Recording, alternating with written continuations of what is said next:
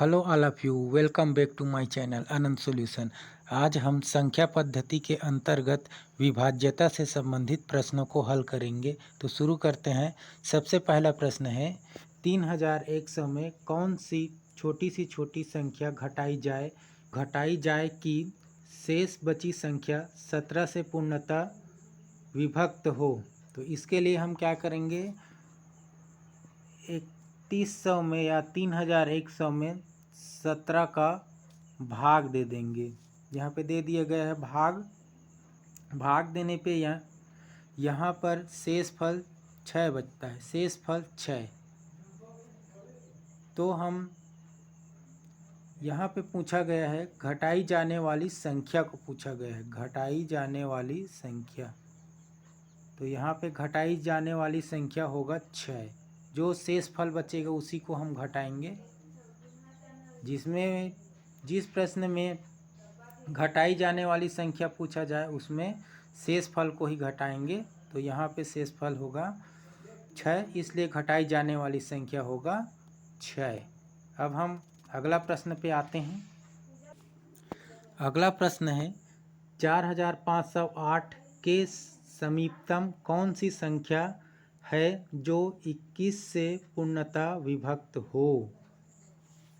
4508 के समीप, इसके समीप में कौन सी संख्या है जो 21 से पूर्णतः विभक्त हो। तो सबसे पहले तो हम इसमें 4508 में हम भाग दे देंगे 21 का।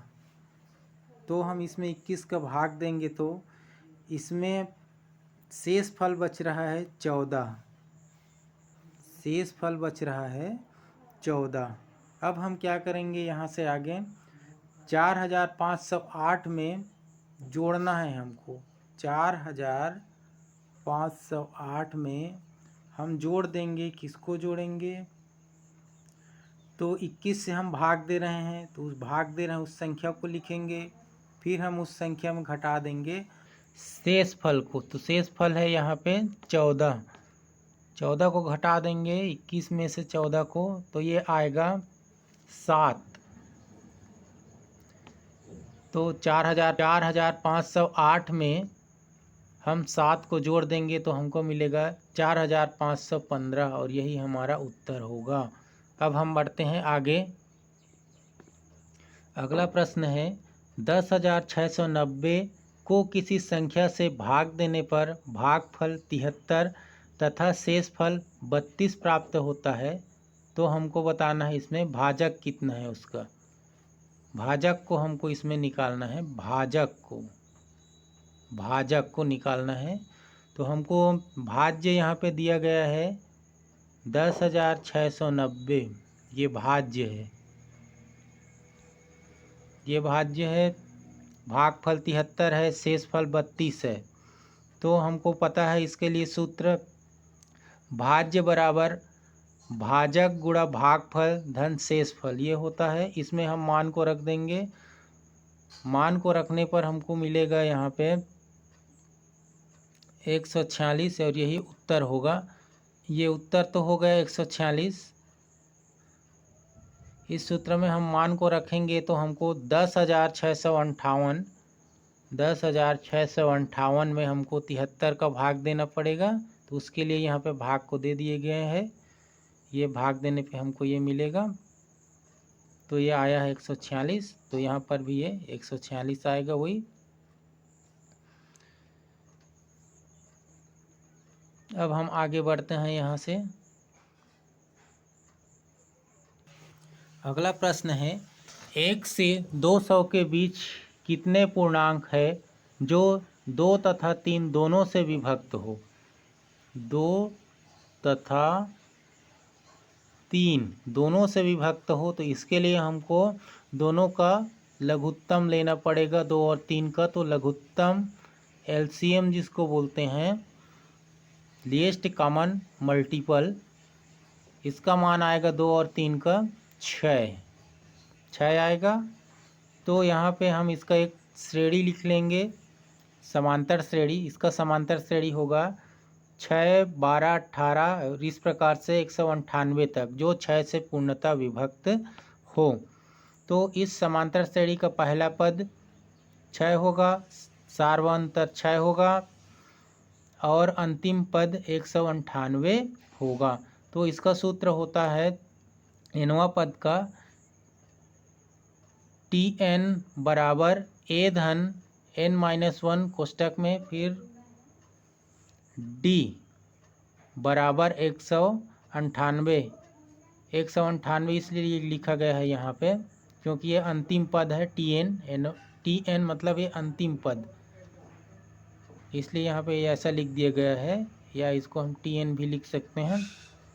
तो इसमें हम मान को रख देंगे तो हमको मिलेगा यहाँ पे ये 6 प्लस कोष्टक में n-1 कोष्टक 1 गुणा 6 बराबर 198। इसको हम हल करेंगे तो हमको मिलेगा इनका मान 33। हमको यहाँ पे मिलेगा इनका मान 33। तो इसका उत्तर होगा यहाँ पे डी 33। 1 से 200 के बीच कुल 33 संख्या होगा जो 2 और 3 दोनों से विभक्त हो। अब इसके बाद अगला प्रश्न है, एक संख्या को 13 से विभक्त करने पर एक शेष बचता है। यदि भागफल को 5 से भाग दें तो 3 शेष बचता है। यदि इस संख्या को 65 से भाग दें तो शेषफल क्या होगा, इसको हमको बताना है। तो सबसे पहले हम शुरू करते हैं कि वह संख्या क्या होगा, इसको हम जानेंगे। तो वह संख्या क्या होगा, इसमें भाज्य बराबर जो सूत्र होता है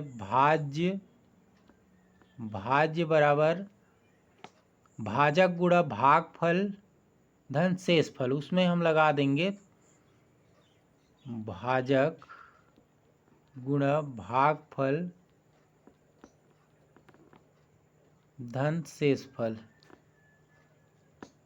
इस सूत्र में लगा देंगे तो हमको ये संख्या मिलेगा 13 क्यू धन 1। 13 क्यू धन 1, क्यू से मतलब है भागफल से, क्यू से मतलब है भागफल से। तथा दूसरा स्थिति में दूसरा शर्त इसमें दिया गया है, उसके अनुसार से हम निकालेंगे। तो इस क्यू में भी हम किसी का भाग दे रहे हैं, 5 से भाग दे रहे हैं, तो इसमें उसके लिए संख्या मिलेगा। इस क्यू का मान हमको 5 कैपिटल क्यू प्लस 3। ये कैपिटल क्यू भी एक भागफल है, लेकिन यहाँ पे ये क्यू भाज्य कहलाएगा। ये मिल गया हमको दूसरा समीकरण भी बोल सकते हैं। ये पहला समीकरण, ये दूसरा समीकरण। अब इन दोनों की सहायता से हम आगे हल करेंगे। तो उसके लिए संख्या होगा, संख्या बराबर 13 क्यू का मान हम यहाँ से रखेंगे तो ये होगा 5q प्लस 3 कोष्टक में, फिर धन 1। इसको हम हल करेंगे तो हमको मिलेगा 65 कैपिटल क्यू धन 40, ये मिलेगा हम। अब इस संख्या को हम 65 से भाग देंगे तो हमको शेषफल मिलेगा 40। क्यू का मान कुछ भी हो सकता है, यहाँ पे 1 2 3, ये इस प्रकार से 0 भी हो सकता है, कुछ भी हो ये। तो ये 65 से पूरी तरीक़ा से डिवाइड हो जाएगा और 40 शेषफल बचेगा। तो यही इसका उत्तर होगा। ठीक, तो फिलहाल इतना ही। ओके, थैंक यू, धन्यवाद।